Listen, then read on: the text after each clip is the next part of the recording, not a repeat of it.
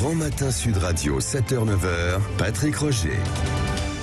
Commission mixte paritaire, demain, pour passer les retraites. 7 sénateurs, 7 députés, et certains qui disent oui, mais ça ne devrait pas se tenir à huis clos, ça devrait être public, parce que c'est important, c'est l'avenir, pas l'avenir du pays, pas exagéré, mais l'avenir de notre travail, quand même de choses particulièrement capitales dans la vie des salariés. Qu'est-ce que vous en pensez 0826 300 300. Éric Revel et Lydia Guirousse, qui sont en pleine forme également, vous attendent bien sûr. Présents, tous les deux, présents. Nous parlons aussi des JO, juste avant, JO aussi, moins 500 avant Paris 2024. Sonia est avec nous de Cachan, dans le Val-de-Marne. Bonjour Sonia.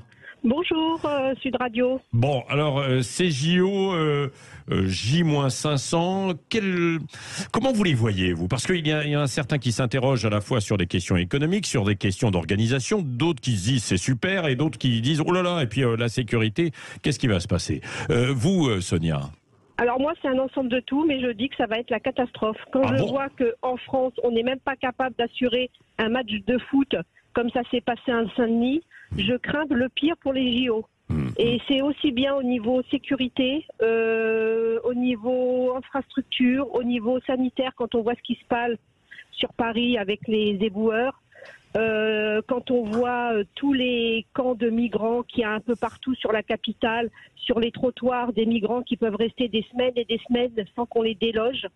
Quand les touristes vont arriver en France pour assister aux JO, ça va être, on va être la risée du monde. Ça va être la catastrophe. On a 500 jours pour se préparer. Peut-être qu'on va y arriver.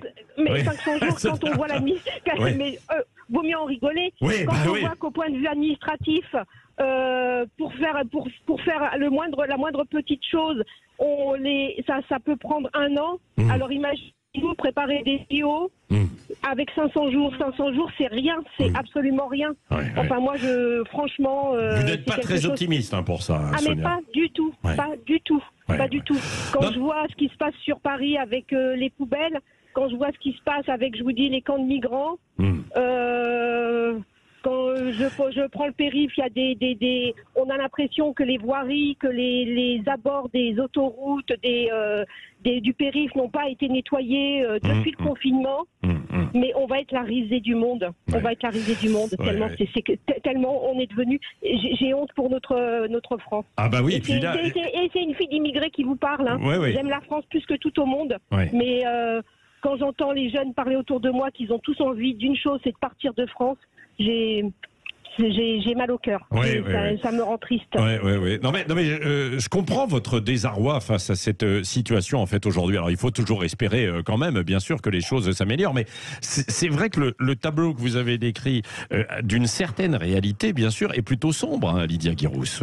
Mais on est obligé d'être sombre. On le vit au quotidien. Sombre ou réaliste. C'est vrai que quand on arrive à Paris, que ce soit en arrivant par le nord, l'est, l'ouest, on est toujours catastrophé en voyant cette entrée dans ce qui est censé être la plus belle ville du monde.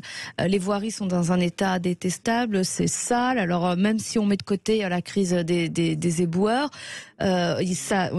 Paris a du mal, ne serait-ce que les travaux dans Paris n'avancent pas, tout est abîmé, je trouve que on n'est pas du tout à la hauteur. Alors les JO en 500 jours, c'est rien. C'est rien, c'est vraiment déjà demain. Il y a des infrastructures importantes à construire, il y a une sécurité assurée. Je crois que c'est 35 000 policiers et gendarmes qui vont être mobilisés pour les Jeux Olympiques. Certainement apprendront-ils des erreurs du match qui avait été catastrophique. Ah bah oui, et puis là cette fois-ci tout a été révélé. On sait qu'on a sous-estimé bien sûr cette question de sécurité. Ils auront une vigilance absolument extrême sur ces questions de sécurité, mais je suis effectivement très pessimiste. Je suis pas certaine, j'espère me tromper, mais je suis pas certaine qu'on arrive à être totalement prêt pour les Jeux Olympiques. À répondre à tous ces défis, Éric Revel. Les places, vraiment, je fais une petite parenthèse, mais les places pour accéder aux Jeux Olympiques, elles sont dans des prix qui sont juste exorbitants et ça n'a plus rien de populaire, ces Jeux. Oui, non, mais c'est ce que disait tout à l'heure avec nous Benjamin Glaise. Éric. Bon, on peut partager partager ce constat pessimiste, mais moi je vais faire un autre pari, je vais faire un rêve. Vous voyez, je pense que les Jeux Olympiques, ça arrive très rarement dans l'histoire d'un pays. C'est vrai. La dernière fois, c'était quoi, 1900 pour nous, non, en France, à Paris. Bon, moi je vais faire le pari que, au contraire, on a une occasion en or d'essayer de redresser la tête collectivement, d'essayer d'avoir un pays qui va se montrer sous son meilleur jour, sur son meilleur aspect. Alors c'est peut-être une forme de rêve, peut-être une forme d'utopie, mais les Jeux Olympiques, c'est tellement important dans l'histoire moderne d'un pays qu'on peut pas louper cette occasion. Donc moi je veux croire que tout sera à peu près prêt.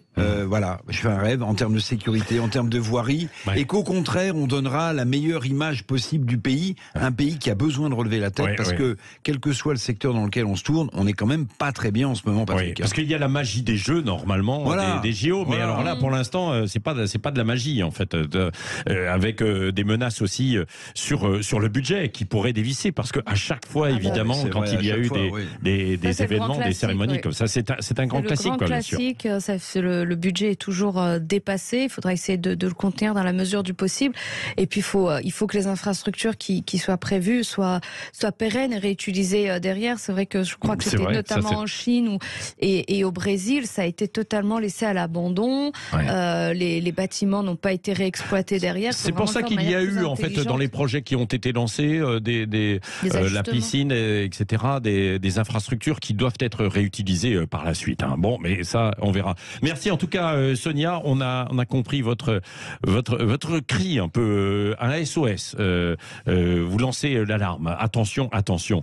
Autre sujet qui fait causer. Il nous reste 5 minutes ensemble. C'est avant de retrouver Valérie Expert. C'est Olivier qui est avec nous de Beaucaire dans le Gard. Bonjour Olivier. Bonjour. Sur la réforme des retraites, vous, Olivier. Oui, mais moi je suis atterré parce que je n'arrive pas à comprendre Monsieur Macron. Pourquoi ? Alors il faut faire une réforme. Il faut faire une réforme, c'est sûr. Mais il faudrait peut-être expliquer aux gens les différentes méthodes et pourquoi on fait une réforme. Et la moitié des gens ne savent même pas. Alors j'entends des ânneries là, quand j'écoute Martinez de la CGT. C'est bien beau de crier dans la rue, mais proposer quelque chose. Si on ne propose pas, on ne peut pas critiquer. Moi, je propose de revenir pas aux 39 heures, à 37 heures. 37 heures, vous prenez une calculette, vous calculez, Monsieur Macron, ça fait 2 milliards d'heures en plus par an. À 37 heures. Ça fait 2 milliards 600 millions de cotisations en plus par an. Donc il faudrait un peu qu'ils se réveillent, qu'ils comptent. Et on maintient à 62 ans dans votre schéma ou pas, Olivier ? 62 ans. Ah oui, à 62 ans. À 62 ans, À 62 ans, vous passez à 37 heures. Pour arriver au même niveau que Macron, il faut faire 36 heures en restant à 62 ans. Il faut faire 36,3 ou un truc comme ça. Dans les arguments qui sont avancés parfois par certains, ils sont beaucoup trop excessifs et c'est pour ça que ça ne prend pas non plus. C'est ce que vous dites, Olivier. Il faut expliquer. Moi, demain, M. Macron m'invite à la télé, je prends un grand tableau blanc, je mets sa méthode, on fait le calcul des heures d'un côté, le calcul des heures à 37 heures, et aux gens, vous leur dites, il faut choisir. Faut pas dire, je vais faire le 49.3, parce que là, le 49.3, il risque d'y avoir un gros bazar. Mais un gros bazar, parce que les gens, peut-être ceux qui ne sont pas sortis, peut-être qu'ils vont sortir. Moi, personnellement, je ne suis pas sorti, je suis à la retraite, mais je suis outré de voir la méthode de 49.3. Sur Twitter, j'ai fait un tweet, on m'a rien dit, le gouvernement, il critique l'Iran, il critique l'Afghanistan, les dirigeants, parce que c'est un régime totalitaire qui impose, et nous, on impose par le 49.3. C'est exactement la même chose. Alors, avec des députés quand même qui sont élus, bien sûr, mais je comprends votre courroux. Éric Revel, Lydia Guirousse, il y a une question qui se pose, alors ce sera demain et après-demain, là, mais c'est la fameuse commission mixte paritaire, 7 députés, 7 sénateurs. Certains disent, ça devrait être transparent, retransmis. Qu'est-ce que vous en pensez ? D'abord, c'est l'initiative de Boris Vallaud, qui est le patron du groupe socialiste à l'Assemblée nationale. Je vais vous dire, je trouve ça assez intéressant d'imaginer qu'on puisse diffuser en direct cette commission mixte paritaire, même si ça s'est jamais fait.